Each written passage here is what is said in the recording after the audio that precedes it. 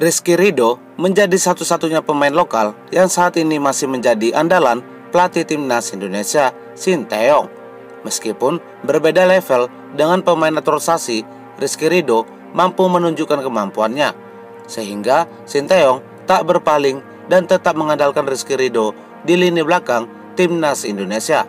Seperti yang diketahui, skuad timnas Garuda saat ini dipenuhi oleh banyak pemain naturalisasi. Dengan kehadiran sejumlah pemain naturalisasi, para pemain lokal pun tergeser dan harus menerima kenyataannya. Pasalnya, pelatih Sinteyong lebih mengandalkan pemain naturalisasi ketimbang pemain lokal. Namun meski demikian, ada 3 pemain lokal yang masih menjadi andalan Sinteyong di timnas Indonesia. Ketiga pemain tersebut adalah Witan Sulaiman, Marcelino Ferdinand, dan Rizky Ridho. Namun, di antara ketiga pemain tersebut, hanya Rizky Ridho yang selalu menjadi langganan starter Sinteyong. Sementara Witan dan Marcelino masih sering dicadangkan. Rizky Ridho adalah salah satu pemain lokal yang paling diandalkan oleh Sinteyong hingga saat ini. Terdapat beberapa faktor yang membuat Sinteyong selalu memilih Rizky Ridho sebagai starter timnas. Faktor pertama adalah ketenangan Rizky Ridho dalam menjaga pertahanan. Faktor kedua adalah Rizky Ridho memiliki kekuatan defense yang sangat baik. Dan faktor yang ketiga adalah kecepatan Rizky Ridho dalam mengambil keputusan di saat dalam bahaya. Sehingga dengan kelebihannya itu membuat Rizky Ridho tak tergeserkan di skuad inti timnas Indonesia. Selama memperkuat timnas Indonesia di kualifikasi Piala Dunia, Rizky Ridho tampil cukup mengesankan dan memukau.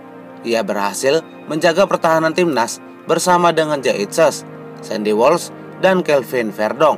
Dengan bantuan ketiga pemain naturalisasi, Jaitses, Sandy Walsh, dan Kelvin Verdong membuat Rizky Ridho semakin percaya diri dan tampil maksimal, sehingga dalam 2 pertandingan yang sudah dilakoninya di kualifikasi Piala Dunia putaran ketiga, gawang timnas Garuda hanya mengalami 1 kali kebobolan ketika melawan Arab Saudi.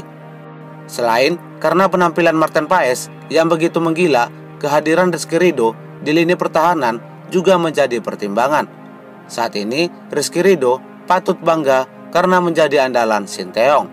Namun Rizky Ridho harus tetap waspada karena timnas Indonesia akan kedatangan 1 pemain naturalisasi yang berposisi sebagai bek. Pemain ini juga akan menjadi pemain termahal di skuad timnas Garuda. Pemain tersebut adalah Matthijs Hilgers. Matthijs Hilgers kabarnya akan memperkuat timnas Merah Putih saat melawan Bahrain.